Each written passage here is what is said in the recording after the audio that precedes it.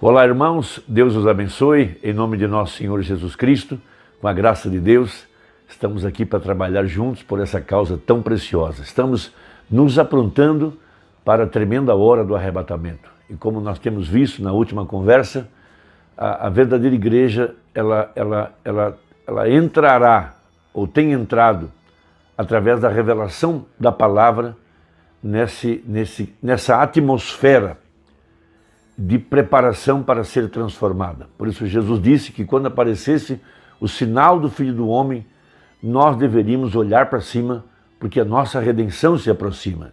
E o arrebatamento é uma revelação que a igreja estaria esperando, disse o profeta, e esta revelação vem através da mensagem do anjo de Malaquias capítulo 4. A igreja em ordem, captando o dia, captando a hora, captando a mensagem, mas muito especialmente captando o mistério dos 7 trovões, o mistério do 7º selo, que já é a entrada para a eternidade. O anjo disse ao profeta de que ele não poderia explicar esse mistério entre os pentecostais. Eles eram bebês espirituais, eles queriam estar com avivamentos, batendo palmas e cantando e buscando sinais e assim por diante, mas não poderiam ficar sentados ouvindo a verdade da palavra, porque a nossa transformação vem de fé na palavra. A grande revelação que estaria guardada para esse tempo final, veja, sob esta pedra edificarei a minha igreja. Por isso pregou o profeta a mensagem O Arrebatamento, baseado no Salmo 27 e baseado em 2 Pedro capítulo 3. Veja, em tempo de angústias, como disse Daniel no capítulo 12, veja, a verdadeira igreja estaria escondida no seu tabernáculo, no oculto do seu tabernáculo. Todos nós sabemos que esse lugar oculto é chamado de terceira etapa, ou também chamado de entrando além do véu, lá onde estão as 7 gotas de sangue, que falam melhor do que o sangue de Abel aqui fora da porta. Veja, essas 7 gotas de sangue, que tem essas 7 vozes, os 7 trovões, que soaram quando o 7º selo foi aberto, para mostrar as coisas ocultas, secretas, que estão além do véu, que estão no mundo invisível, lá onde somente a alma pode captar, a mente não pode captar, os olhos humanos, os ouvidos humanos não podem receber isso. Por isso Jesus disse, graças te dou, ó Pai, porque ocultaste essas coisas dos sábios e entendidos. Elas estão ocultas, além do véu. Um exemplo do Velho Testamento, quando a arca que continha a palavra, veja, estava atrás de um véu. Eles não tinham acesso, não podiam lê-la, não podiam vê-la, não podiam abrir a arca. Não eram chamados, não eram predestinados. Sobre a arca estava o propiciatório, uma coroa, onde se depositava o sangue. Uma profecia evidente de que um dia aquela palavra que estava ali sangraria no Calvário, porque a palavra está ensanguentada. E hoje o propiciatório, veja, é essa palavra em forma de Espírito Santo, porque Jesus disse, minhas palavras são espírito e vida, veja, agora aplicadas em nosso coração, além do véu. Veja, lá no lugar oculto, no lugar escondido.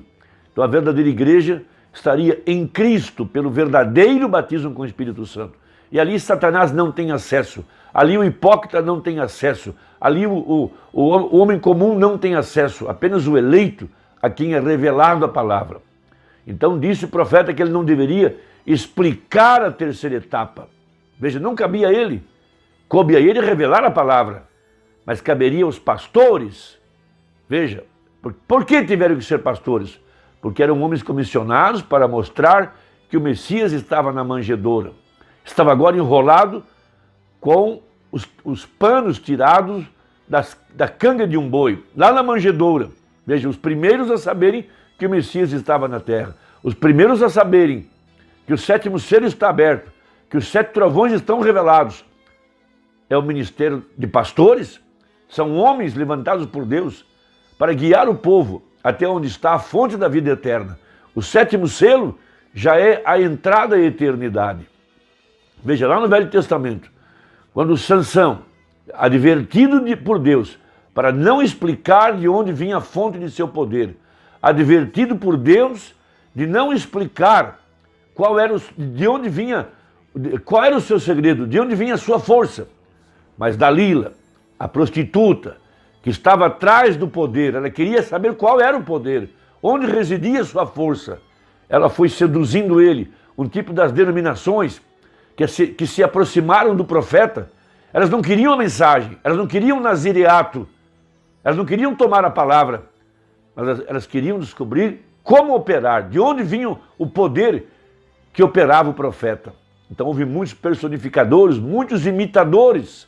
Veja, e eles então tiraram a verdadeira palavra dos púlpitos, introduziram suas interpretações, deram ao povo lixo para comer. Não podiam trazer a verdadeira palavra, a verdadeira terceira etapa, a verdadeira mensagem, porque a abertura da palavra, que é chamado de a terceira etapa, veja, nada mais é do que Deus abrindo o véu e mostrando ao seu povo a verdade da palavra, de que Deus estava manifestado, de que o propiciatório estava aqui na terra, de que os segredos de Deus estavam sendo revelados ao seu povo. Veja, 7 vozes falando coisas mais profundas do que Lutero, do que Wesley, do que Pentecostes, do que o sistema organizado. Veja, o poder vivificador que reverdeceu a vara de Arão vem para reverdecer o eleito, o escolhido, porque disse Paulo, ninguém tome sobre si essa honra, a não ser aquele que é chamado, como Arão foi chamado. Lá estava o maná escondido, que só o sacerdote é que tinha acesso. Lá estava a glória da Shekinah, lá estava a eternidade. Veja, entrando a eternidade, vou repetir, a revelação do 7º selo já é a entrada à eternidade. Lá onde estão essas 7 vozes, esses 7 trovões, que não estão escritos na palavra, mas seriam revelados à igreja. E quando fossem revelados, abririam a verdade oculta da palavra de Gênesis a Apocalipse. Por isso, nós tivemos essas 3 grandes mensagens, Lutero, Wesley, Pentecostes. Mas a seguir, a adoção. Veja, a adoção. Agora, tomando o corpo redimido, a igreja justificada pelo sangue. E agora, Deus tabernaculizando o ministério do Filho do Homem, Deus mesmo, o mesmo Jesus Cristo, o mesmo ontem, hoje e eternamente, para mostrar agora que a deidade não está no céu, está aqui na terra, em forma de Espírito Santo. Então, em 1 João capítulo 5, diz o apóstolo a grande verdade. Quem é que vence o mundo, senão aquele que crê que Jesus é o Filho de Deus? 1 João 5, verso 5. Este é aquele que veio por água e sangue, isto é, Jesus Cristo. Não só por água, mas por água e por sangue. E o Espírito é o que testifica, porque o Espírito é a verdade. Porque 3 são os que testificam no céu, o Pai, a Palavra e o Espírito Santo. E esses 3 são um. E 3 são os que testificam na terra, o Espírito e a água e o sangue, e esses 3 concordam num. Então, por que foi que o profeta enfatizou essas 3 grandes doutrinas? Justificação pela fé, santificação e batismo com o Espírito Santo. Porque foi exatamente isso que saiu do corpo de Jesus no Calvário, quando ele foi ferido por aquela lança. Veja, ele já tinha rendido o Espírito. Saiu água e sangue. As 3 grandes doutrinas de nossa fé. Lutero, Wesley, Pentecostes. Mas, após Pentecostes, e foi aí aonde a igreja pentecostal cometeu seu grave erro, ela não pôde entender que o próximo passo era a adoção. Veja, o filho colocado em autoridade, no lugar do pai. Depois que o livro foi tomado, depois que o título de propriedade que Adão tinha perdido foi recuperado. Veja, filho de Deus, filho do homem, filho de Davi. Esses 3 títulos que Adão tinha. Ele podia ter acesso ao pilar de fogo no entardecer, filho de Deus, sacerdócio. Ele tinha controle sobre a terra e sobre os animais, rei. E ele podia captar os mistérios ocultos da palavra, quando ele deu nome aos animais, conectando com a primeira Bíblia, lá em cima, o zodíaco. Ele sabia que começava pela Virgem e terminava com o Leão, as 12 casas zodiacais, os 12 meses do ano, o percurso do Sol durante um ano, do ocaso, do nascer do Sol ao ocaso. Ele conhecia essa Bíblia, ele conhecia a natureza dos animais, ele pôde dar nomes aos animais, porque toda a criação foi feita para a redenção. E por causa da redenção veio a queda, porque Deus queria manifestar seus atributos. Então ali estava um rei que podia governar, controlar, um profeta que podia captar os mistérios da palavra e viver de fé na palavra, dos mistérios ocultos da palavra e acesso, veja, tendo comunhão perfeita, vida eterna. Então Deus traz tudo isso aqui na sétima era, exemplificado primeiro por Enoque, o sétimo. Veja, porque quando chegou o sétimo, era tempo de abrir o mistério de como voltar para a eternidade, porque seria na sétima vigília que nosso Senhor desceria. O mesmo Senhor descerá do céu. Veja, Mateus capítulo 25, eis aí vem o esposo, na sétima vigília, porque o sétimo é a conclusão, é a perfeição.